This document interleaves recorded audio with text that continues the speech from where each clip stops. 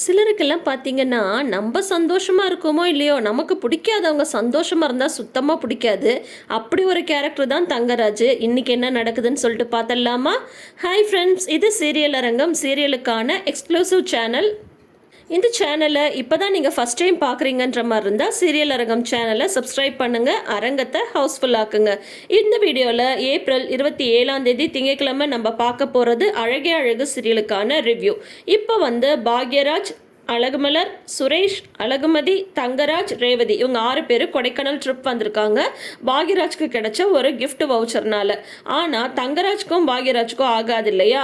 ஏன்னா அதுக்கான காரணத்தையும் சொல்லிட்டாங்க. பாக்யராஜ் தங்கராஜோட தங்கையை கல்யாணம் பண்ணுற மாதிரி இருந்தது. ஆனால் பாக்யராஜ் அழகுமலரை லவ் மேரேஜ் பண்ணிக்கிறாங்க. அதனால தங்கராஜோட தங்கை சூசைட் பண்ணி இறந்துடுறாங்க. அந்த ஒரு கோவத்தில் தான் பாக்யராஜ் கூட எப்போவுமே தங்கராஜ் பேச மாட்டேன்றாரு.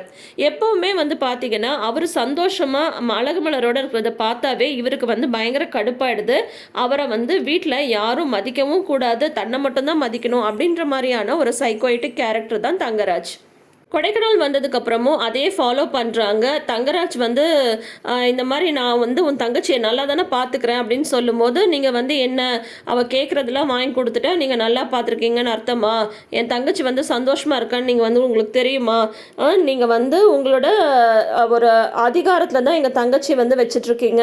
ஆனால் அவள் உண்மையாகவே சந்தோஷமாக இல்லை அப்படின்னு சொல்லிட்டு பாக்யராஜ் உண்மையை சொல்லிடுறாரு. அதை தங்கராஜ்னால ஏற்றுக்கவே முடியல. சுரேஷோட ரூமில் ரேவதி இருக்காங்களான்னு பார்க்க தங்கராஜ் வராங்க. அக்கா இங்கே இல்லைம்மா அம்மா அப்படின்னதும், எங்கே மதி எங்கே அப்படின்னதும், மதியம் இன்னும் ரூமுக்கு வரல அப்படின்னு சுரேஷ் சொல்லும்போது, சரி வா எங்கே இருக்காங்கன்னு போய் பார்ப்போம் அப்படின்ட்டு தங்கராஜும் சுரேஷும் வராங்க. அப்போ பாக்யராஜ் கூட இவங்க 3 பேரும் உட்காந்து பேசிட்டு இருக்காங்க. இவன் என்னடா அவங்க அண்ணன் எப்போ பார்த்தாலும் லேடிஸ் கூட்டத்திலே உட்காந்து எதையாவது பேசிட்டு இருக்கான், அவன் சொல்கிற மொக்க ஜோக்குக்கெல்லாம் எல்லாரும் சிரிச்சிட்டு இருக்காங்க அப்படின்னு சொல்லும்போது, அதுக்கப்புறம் இவங்க 2 பேரும் அப்படியெல்லாம் இல்லை மாமா, சும்மா சாதாரணமாக பேசிட்டு இருக்காங்க, நீங்கள் வாங்க அப்படின்னு சொல்லிட்டு சுரேஷ் அவங்க இருக்கிற இடத்துக்கு இவரை கூட்டிட்டு போக அங்க பார்த்தா எல்லாம் பாட்டு பாடிட்டு ஜாலியா இருக்காங்க. இவர் கூட இருக்கிறத விட ரேவதி அவங்க அண்ணன் கூட இருக்கும்போது சந்தோஷமா இருக்கிறத பார்க்குற தங்கராஜ்னால அதை தாங்கிக்க முடியல. எல்லாரும் அவங்கவுங்க ரூமுக்கு போயிடுறாங்க. அப்போ பார்த்தா தங்கராஜ் இந்த மோதிரம் நான் தானே உனக்கு வாங்கி கொடுத்தேன் அப்படின்னு கேட்குறாங்க ரேவதி கிட்ட. ஆமா அப்படின்றாங்க. நான் போன மாதம் உனக்கு வைரக்கமல் வாங்கி கொடுத்தல, அதையே நீ போட்டுக்கல அப்படின்னு கேட்கும்போது, சுரேஷ் கல்யாணத்தில் போட்டுட்டு இருந்தேங்க, ஏங்க திடீர்னு இதெல்லாம் கேட்குறீங்க அப்படின்னது, நான் உன்னை சந்தோஷமா தானே வச்சுட்டு இருக்கேன், சந்தோஷமா தானே வச்சுட்டு இருக்கேன் அப்படின்ட்டு சந்திரமுகியை மாறிடுறாரு.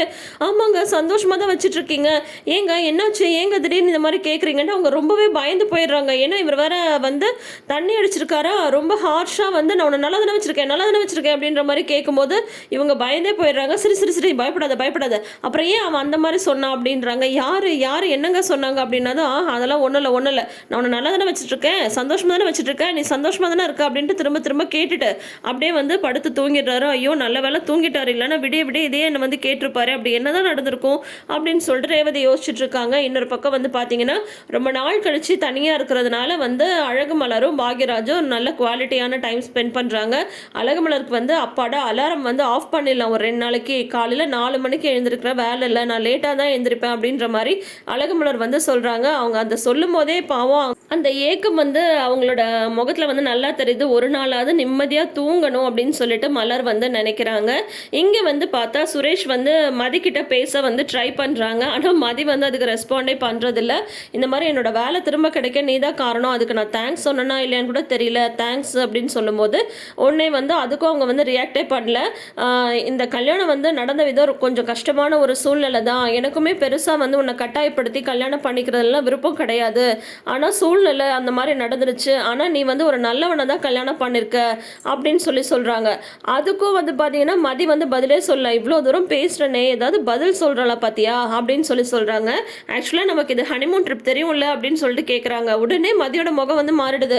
ஏய் சச்சா நீ அதெல்லாம் அந்த மாதிரிலாம் எதுவும் யோசிக்காத, நான் ஒரு ஜென்டில்மேன் சரியா, சும்மா நான் ஒரு பேச்சுக்கு தான் சொன்னேன் அப்படின்னு சொல்லிட்டு அவர் தூங்கிடுறாரு. உண்மையிலே அவரை எப்படியாவது நான் ஒரு நல்லவன் தான் அப்படின்னு சொல்லிட்டு மதி கிட்ட சொல்கிறதுக்கு அவர் ரொம்பவே ட்ரை பண்ணுறாரு. அதுக்கு மலருமே ரொம்ப ஹெல்ப் பண்ணுறாங்க. இப்போ மதி லைட்டாக சுரேஷை புரிஞ்சிக்க ஆரம்பிச்சிருக்காங்க. சரி காலையில் லேட்டாக எழுந்திருக்கலாம் அப்படின்ட்டு மலர் பிளான் பண்ணி வச்சுருந்தா இந்த தங்கராஜ் எல்லாரையும் எழுப்பி விட்டுறாரு. என்னன்னு சொல்லிட்டு பார்த்தா ட்ரெக்கிங் போகலாம் காட்டுக்குள்ளே அப்படின்னு சொல்கிறாங்க. அப்போ பாக்யராஜ் சொல்கிறாங்க, இந்த ரெசார்ட்டே நல்லா தானே இருக்குது, நம்ம இங்கேயே போகலாம் வாக்கிங்கு, எதுக்கு காட்டுக்குள்ளெல்லாம் வேணாம் அப்படின்னு சொல்லும்போது பாக்யராஜ் ஏதாவது வேணான்னு சொல்லி சொன்னால் அதை செஞ்சே ஆகணுன்றதுல தங்கராஜ் வந்து பிடிவாதமாக இருப்பார் இல்லையா? அது மட்டும் இல்லை, இந்த குடும்பத்தில் அவர் என்ன நினைக்கிறாரோ அதுதான் நடக்கணும். இல்லை இல்லை, நான் வந்து நெட்டில் பார்த்தா அந்த இடம் ரொம்ப நல்லா இருக்கும், வாங்க போகலாம் அப்படின்னு சொல்லிட்டு எல்லாரையும் கூப்பிட்டுட்டு அந்த ஏதோ ஒரு குகைக்கு போகிறதுக்கு தான் பிளான் பண்ணுறாங்க. அங்கே வந்து போகலான்னு சொல்லிட்டு வராங்க. காட்டுக்குள்ளே வந்து பார்த்தா இவங்களுக்கு வழியே வந்து மாறி போயிடுது. வந்து மொபைலில் சரி வழி பார்க்கலாம் ரெசார்ட்டுக்கு அப்படின்னு பார்க்கும்போது அங்கே நெட்வொர்க்கும் இல்லை. இப்போ வந்து பார்த்தா மொத்த குடும்பமும், இதாவது இவங்க 6 பேருமே வந்து நடு காட்டில் வந்து இருக்காங்க. வழி தெரியாமல் தவிச்சு போயிடுறாங்க. ஏன்னா வழியை வந்து மிஸ் பண்ணிட்டாங்க. பாக்யராஜ் வந்து பாதி வழியிலே சொல்கிறாங்க, நம்ம திரும்ப வந்து இதுக்கே ரெசார்ட்டுக்கே போயிடலாம், எனக்கு என்னமோ இந்த இடம் வந்து சேஃப்டியாக தோணலை, சரியாக தோணலை அப்படின்ற மாதிரி வந்து பாக்யராஜ் சொல்கிறாங்க. பாக்யராஜ் வந்து எவ்வளோ தூரம் எச்சரிக்கிறாங்க. ரேவதியுமே சொல்கிறாங்க, எனக்கு என்னமோ இந்த காட்டுக்குள்ளே போகிறது சரின்னு படலைங்க, நம்ம திரும்பி போயிடலாம் அப்படின்னு சொல்லிட்டு ரேவதியுமே வந்து சொல்கிறாங்க. ஆனால் தங்கராஜ் வந்து பிடிவாதமாக இப்போ வந்து பார்த்தீங்கன்னா காட்டுக்குள்ளே கூட்டிகிட்டு வந்துடுறாங்க. இப்போ வழி தெரியாமல் தவிச்சு போய் நிற்கிறாங்க. ஸோ இனி அடுத்தது என்ன நடக்க போகுது, யார் வந்து இவங்களை காப்பாற்ற போகிறாங்க அப்படின்றதெல்லாம் அடுத்த எபிசோடாக வந்து இருக்க போகுது.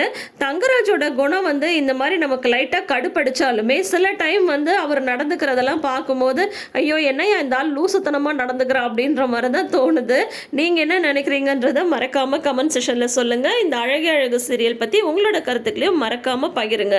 நம்ம சேனலுக்கு நீங்கள் புதுசாக பார்க்குறீங்கன்ற மாதிரி இருந்தால் சேனலை சப்ஸ்கிரைப் பண்ணிக்கோங்க. இந்த வீடியோ பிடிச்சிருந்தா லைக் பண்ணுங்கள்.